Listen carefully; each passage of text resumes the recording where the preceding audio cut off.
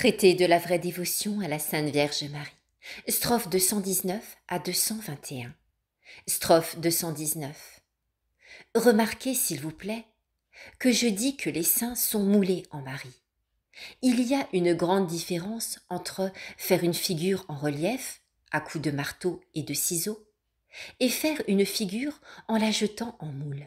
Les sculpteurs et statuaires travaillent beaucoup à faire les figures dans la première manière. Et il leur faut beaucoup de temps. Mais à les faire dans la seconde manière, ils travaillent peu et les font en fort peu de temps.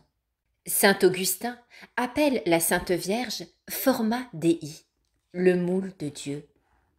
Si formam Dei te appellem, digna existis. Vous êtes digne d'être appelé le moule de Dieu. Le moule propre à former et mouler des dieux. Celui qui est jeté dans ce moule divin est bientôt formé et moulé en Jésus-Christ, et Jésus-Christ en lui.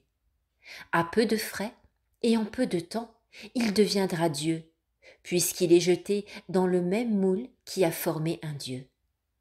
Strophe 220. Il me semble que je puis fort bien comparer ces directeurs et personnes dévotes qui veulent former Jésus-Christ en soi ou dans les autres par d'autres pratiques que celles-ci, à des sculpteurs, qui mettant leur confiance dans leur savoir-faire, leurs industries et leur art, donnent une infinité de coups de marteau et de ciseaux à une pierre dure ou à une pièce de bois mal polie, pour en faire l'image de Jésus-Christ. Et quelquefois, ils ne réussissent pas à exprimer Jésus-Christ au naturel, soit faute de connaissance et d'expérience de la personne de Jésus-Christ, soit à cause de quelques coups mal donnés, qui a gâté l'ouvrage.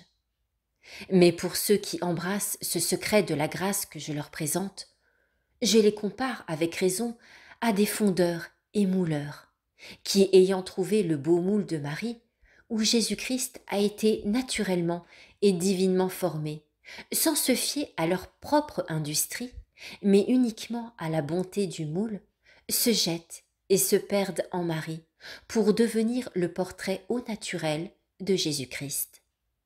Strophe 221.